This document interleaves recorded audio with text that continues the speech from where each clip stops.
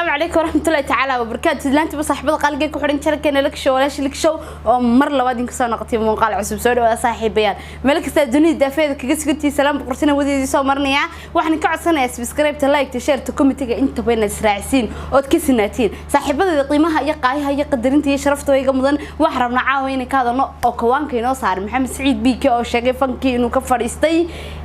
يا أريما بدن أو كسابسن أريكا محمد سعيد بيكي حتى وصاحبة قيمها يقايها له أنا كورسي محمد سعيد بيكي سين هرو وغين وحشاقين فنك كفرسن دونا كنا دواق دونا ما أنت أربعة أهيد ما أنت كوباجنايت هذا محمد سعيد بيكي وصوها الله بالمقالة دي سمقال كم ذي لسواركا هو عاد وشعليت إن نكبح فنكا أنا بسلام ديري أنا دو شعلهاي يشور دياشو شعلهاين ديرنا مرة اللي ويري بيتري هو إلهي وحنا ما هكو بدل آمين باني رانو وكان محمد سعيد بيكي وحليا sheegeen inuu fanka ka fadhiistay hadaba maxamed saciid bike sabab uga fadhiistay fanka maxaa sababay inuu fanka uga fadhiisto maadaama waxa fanaan la jeclaa waliba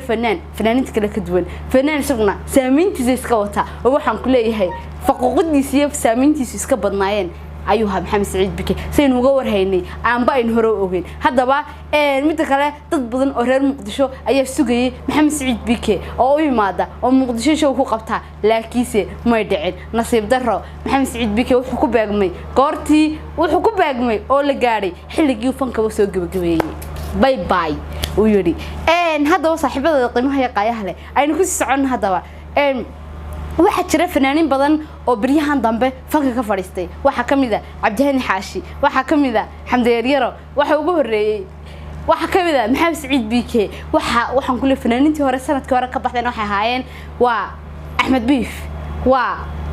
FG Xabiib waxaan ku leeyahay way badnaayeen marka intaas oo qof fanaanina ayaa fanki ka fadhiistay walow ay jiraan fanaaninta ku dhawaaqeen yiri fanki waan ka baxnay hadana dib u soo digaragtay laakiin Maxamed Saciid Bike gabihaanti fanki uu ka tanaasulay oo uu soo gabagabeeyay erayada ku hadleen waxa kamid ah